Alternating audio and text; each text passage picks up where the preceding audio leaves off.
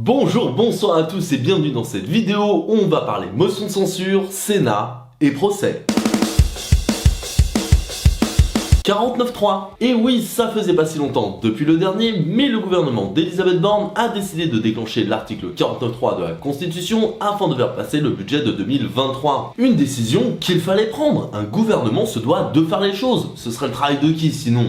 L'Assemblée? En tout cas, ces derniers ont l'air d'avoir plutôt mal pris la manœuvre, étant donné que deux motions de censure ont été proposées. D'abord celle des judéo-bolcheviques de la NUPES et celle du Rassemblement National. Heureusement, aucune n'est passée, mais celle de la NUPES a bien failli, grâce aux voix du Rassemblement National, votant donc contre leur ennemi naturel. Et c'est n'importe quoi. Si l'extrême droite commence à faire des trucs de gauchias, franchement, on n'est pas rendu. Après, je dis ça, mais la motion de censure a été rejetée et ils n'ont pas voté pour la deuxième de la NUPES. Celle qui n'était pas devant la caméra et en pleine nuit. Alors on pourrait croire que c'est une opposition de façade, c'est pour faire genre, ou pour mettre la NUPES dans l'embarras parce que le RN vote pour leur mention, sachant que ça passerait jamais. Mais non, c'est pas le genre, c'est parce qu'ils savaient que pour la deuxième ça servait à rien et qu'il y avait aucun intérêt, c'est tout. Par contre, la NUPES, vraiment pas cool de pas avoir voté pour la mention du RN. Alors ça y est, c'est l'extrême droite, c'est vos ennemis naturels, ils ont pas les mêmes valeurs, c'est des racistes. Mais vous non, faudrait savoir, vous êtes dans l'opposition ou pas? En tout cas, moi je suis paumé maintenant, parce qu'avec le vote du RN pour la NUPES, moi je croyais vraiment à leur mariage.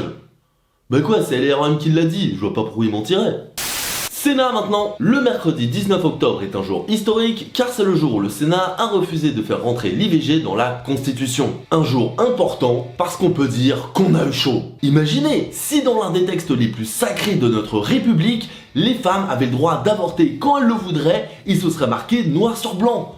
Ce serait terrible. Et puis ça va, il y a la pilule, bon, que féminine, pas masculine. Puis il y a le préservatif, ça c'est surtout les mecs aussi, donc ça va, égalité. Puis on a qu'à faire attention, et puis voilà, hein, les IVG de confort, en boudin, ça suffit. Alors d'accord, dans d'autres pays, quand on interdit l'IVG, les femmes le font quand même à coups de cintre, et c'est potentiellement mortel, à la fois pour le fœtus et pour la femme. Mais bah, ils ont qu'à arrêter le sexe, c'est ce que je dis, ou mettre des capotes. Non, et puis je suis sûr que si l'IVG était dans la Constitution, les femmes elles seraient moins prudentes, elles arrêteraient de prendre la pilule, elles coucheraient encore plus avec n'importe qui, puis elles iraient à se faire avorter comme si elles allaient au McDrive.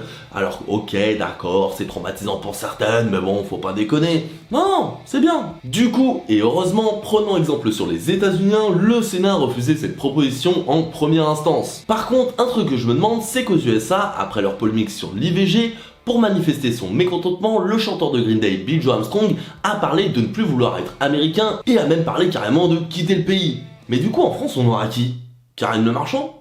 Pour le point suivant, revenons dans la légèreté avec l'affaire Morandini. En effet, depuis quelques jours, le célèbre animateur de radio est en plein procès pour corruption de mineurs. Le jugement définitif se fera le 5 décembre, mais pour l'instant, 1 an de prison avec sursis a été requis contre lui. Et c'est normal.